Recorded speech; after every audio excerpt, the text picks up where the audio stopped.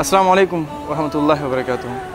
زه غواړم تاسو سره ډېر یو مهم موضوع شریک کړم چې هغه ته موږ کوم خیال هم نه کوو، یکلی یو کار کوو چې هغه غلط دی. هغه موضوع دا ده چې موږ اکثر که څوک پښتون دی او که څوک فارسیوان دی او که څوک پشهیي وایي او که څوک هره ژبه وایي، موږ خپل کلچر راغستی دی او خپل دین هم جوړ کړی دی. که موږ نوی شی په اسلام کې یاد کړو، هغه موږ نه، زموږ بابا موږ دان دي ویلي، زموږ پلار موږ دان دي ویلي. دا څنګه امکان لري؟ مثال در کوم په اوداسه کې، که اوداسه کې بعض خلک مسه کې ودیدي مسه هم کوي، لیکن دا په اسلام کې نشته دی. نو چې کله موږ ته دا اسلام کې نشته دی، نو هغه ډایرکټ جنګ ته تیار شي. نه، زما پلار خو ما دان دي ویلي وایي. زما وینا دا ده چې پلار، مور، کلچر او بیکګراوند په اسلام کې هیڅ کوم ویلیو نه لري. ویلیو څه شی لري؟ هغه د قرآن او د سنت پیغام، هغه ویلیو لري چې کله تاسو پیغام واوریدو هغه تعقیب کړئ، نه خپل مور و پلار او نه خپل بیکګراوند او نه کوم ځای ته راغلی او کوم قوم کې پیدا شوی. او همچنان ما هم چا اورېدلي دي اکثر د پښتنو په ساحو کې چې دوی کوم کار کوي، پښتو کې دا د علاج مثال پښتو کې دا اجازه نشته دی. چې په اسلام کې چې اجازه شته، نو پښتو د کوم ځای نه پکې راغله؟ آیا زموږ مذهب پښتو دی که اسلام دی؟ په اسلام کې وایي چې خپل ښځه ښه رویه وکوئ، پښتانه وایي چې نه خپل ښځه رویه نه کوو، ځکه پښتو کې نشته. زه پښتنو په خلاف نه یم، امید لرم ما څوک غلط وانخلي، لیکن وینا مې دا ده چې موږ کارونه کوو د ژبې او د بیکګراوند په سیسټم باندې، نه چې موږ د اسلام څه وایي. او لطفا دې خبره تیر شي چې زما په کلچر کې او دا پښتو کې د دې خبرې اجازه نشته. وګورئ چې کوم شی په اسلام کې حرام دی حرام دی. ستا په ژبه کې اجازه وي، که ستا په هر ځای کې ورته اجازه وي، نه حرام دی. چې کوم شی په اسلام کې حلال دی یعنی اجازه ده ورته هغه کوئ. هغه ته موږ زه پښتون یم، زه فارسیوان یم، دنه هم تیر شئ. ما لیدلي دي ډېر ملګري چې هغه وایي زموږ پښتو کې د دې اجازه نشته، یا زموږ پښتنو کې دا خبرې ته بیخي موږ حق نه ورکوو، خصوصا د ښځو په باره کې، همچنان د خپل د دوی د کورنۍ ژوند باره کې او د خپل د لباس باره کې. نه، چې شی په اسلام کې اجازه ده هغه کوئ، چې کوم شی په اسلام اجازه ده هغه مه کوئ. دوی خپله همچنان خپل ښځو ته زیات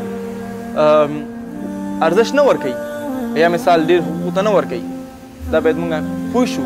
نو چې کله بیا ویسټرنرز دوی خپل حقوق راوړي چې کوم انسانان جوړ کړي دي، نه د الله سبحانه تعالی کلام دی، او ښځې هغه ته ډېر خوشحالېږي ځکه چې موږ د اسلامیات حقوقو ته ویلي نه دي. نو چې کله موږ خپل ښځې د پښتو په دایره کې ساتو، نه د اسلامیاتو دایره کې ساتو، نو چې کله هغوی ته نور خلک هغه رایټس ورکړي، نو هغوی چې ولا دا خو ویسټرن فلسفي ډېره ښه ده، نو هغوی غواړي چې هماغسې ځان جوړ کړي. نو چې کله موږ اول نه ورته اسلامیک ویلیوز او اسلام ورته ښکاره کړو چې اسلام څه وایي، د مینه او محبت، رحم، دا ټول چې موږ ته ښکاره کړو، نو زه فکر نه کوم چې زموږ یو بچی او یا یو خورم او یا یو مورم د ویسټرن او همچنان د غربیانو طرف ته لاړ شي. نه، هېڅکله به نه شي. زموږ مشکل دا دی چې موږ خپل بچی مسجد لرې ساتو، خپل بچی موږ خپل مسجد ته ګورو ته نه وړو، ځان سره ویسو. موږ خپل لور ته زیات تعلیم نه ورکوو. نه، قرآن وایي اقرأ باسم ربک الذي خلق، نر ښځې څنګه راغلي؟ حدیث دی چې په هر مسلمان باندې علم فرض دی، هغه په نر ښځه نه راغلي. موږ علم نه جدا ساتو، او همچنان موږ خپل بچی اجازو ته نه ورکوو چې هغه موږ سره ښه لینکس جوړ کړي، ښه تعلقات جوړ کړي. موږ فکر دا کوو چې پښتو کې دا دی چې خپل بچي ته قار وښیه چې ستا نه بچی وډار شي. دا غلطه ده. تاسو ورشئ د یوسف علیه السلام قصه واورئ، په هغه کې ډېرو ښایسته یو میسج دی یوسف علیه السلام کې، قصې کې، همچنان د قرآن آیتونو کې، چې کله یوسف علیه السلام خوب ولیدو، هغه خپل دوستانو ته ونه ویلې، هغه خپل مور ته ونه ویلې، هغه خپل پلار ته وویلې. نو تاسو خپل بچیان سره ښه تعلقات جوړ کړئ. یو شکل پلار دوست چې هر څه مشکل ته راځي تاسو ته ووایي. هغه چې کوم مشکل سره مخامخ کېږي، که هغه ښه وي او بد وي، هغه خپل دوستانو ته وایي. هغه دا چې موږ خپل ژبه راغستې، اسلام نه دی راغستی. مسجد ته ځان سره ویسئ. چې ته مثال په اوله کې هغه مسجد باندې بلد نه وي، نو وروسته څنګه بلد یې ته؟ مسجد ځان سره ویسئ. ماشومان مسجد مه پکارېږئ. خیر یو ورځ دوه ورځې به دوی غلطیانې وکړي، په درېیمه ورځ به یې یاد کړي. عادت کوي. تاسو که چېرته یو اصحابو کرام وختونو کې یو ماشوم چې بالغ نو هغه روژه نیولې وه، نو اکثر به اصحابانو او ماشومان سره لوبې کولې چې ساعت تیر شي تر څو اذان وشي. نو په روژې باندې عادت کول په همداسې مانځه باندې نو چې موږ ماشوم جومات کې شور وکړي موږ به ډېر سخت په قار شو، ځکه موږ پښتو راغستې ده. که زموږ ښځه که ورانۍ وکړي موږ به ښځې په قاري ولیکم نو خو نه ځکه موږ پښتو راغستې ده. دا حدیث دی وایي ستاسو کې پښتو کې څنګه ووایم وایي ستاسو کې بهترین هغه دی چې څوک خپل ښځې سره ښه دی، او زموږ پښتو کې بهترین هغه دی څوک چې په خپل ښځې باندې ښه زورور دی او ظالم دی، مطلقاً اپوزیټ.